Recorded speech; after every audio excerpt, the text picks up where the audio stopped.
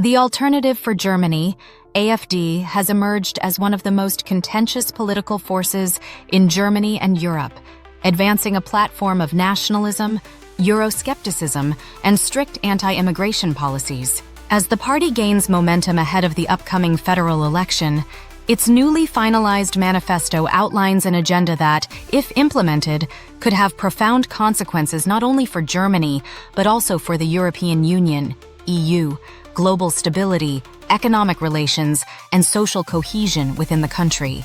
At the AfD's recent conference in Riesa, Saxony, attended by approximately 600 members, the party formally adopted its policy positions and confirmed Alice Weidel, a former Goldman Sachs analyst and co-leader of the party, as its candidate for chancellor. Weidel's nomination was met with enthusiasm from AfD supporters, with chants of "Alles für Deutschland," which drew criticism for its resemblance to the Nazi-era slogan, "Alles für Deutschland."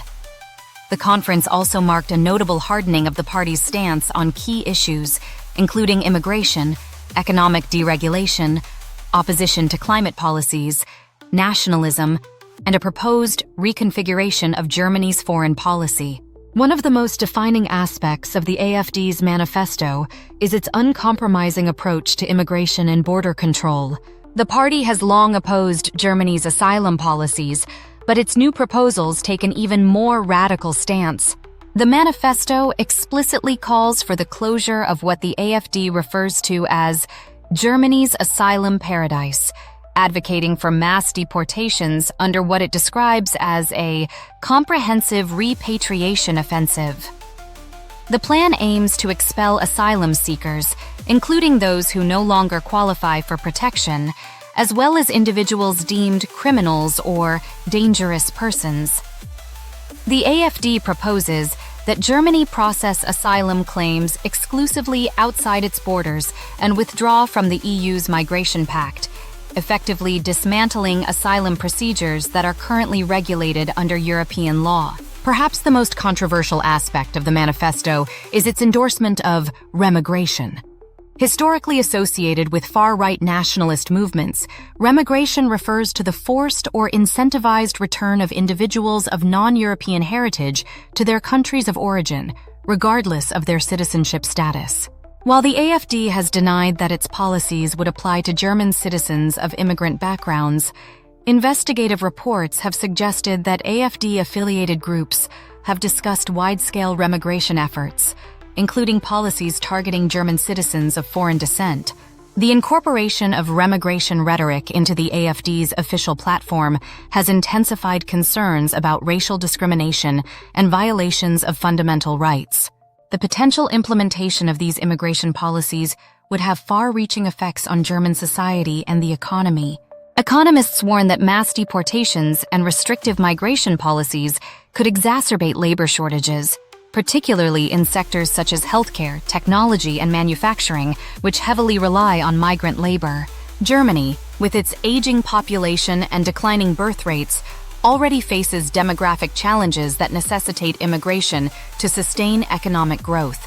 Furthermore, removing asylum seekers and limiting migration pathways could undermine Germany's reputation as an inclusive and progressive nation, leading to social unrest and increasing ethnic tensions.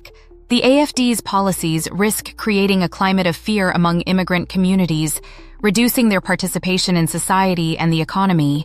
Beyond immigration, the AfD proposes an aggressively deregulated economic framework rooted in free market principles.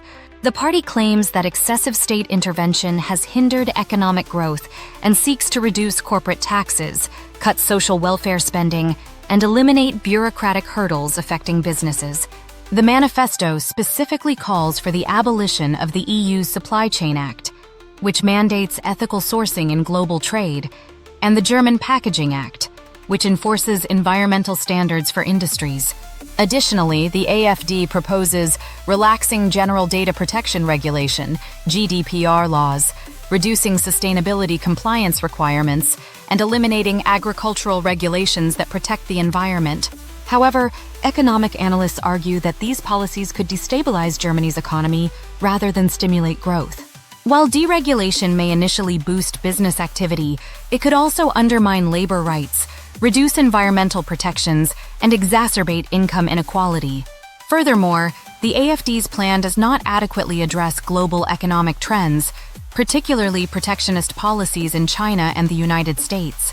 If Germany pursues extreme deregulation while other global powers heavily subsidize their industries, it could lead to a loss of competitiveness for German exports. The reduction of social welfare spending could also widen wealth disparities and increase social polarization, particularly if economic shocks disproportionately impact lower-income citizens. The AfD is also vehemently opposed to Germany's green energy policies, dismissing climate action as an ideological agenda. The party has explicitly called for the abolition of the CO2 tax on fossil fuels, the reversal of Germany's transition to renewable energy, and the restoration of nuclear and coal power as the country's primary energy sources. Additionally, the AfD seeks to resume gas imports from Russia and halt the expansion of wind energy infrastructure, which Alice Weidel has described as windmills of shame. These policies directly contradict Germany's commitments under the Paris Agreement and the European Green Deal, threatening to isolate the country from international climate partnerships. Reintroducing coal-fired power plants and increasing reliance on fossil fuels would not only worsen Germany's carbon footprint, but also make the country more vulnerable to geopolitical energy disruptions. The re-establishment of Russian gas imports, for example, could compromise Germany's independence from Russian energy at a time when European nations are attempting to diversify their energy supplies. On foreign policy, the AfD's agenda signals a major shift toward nationalism and isolationism.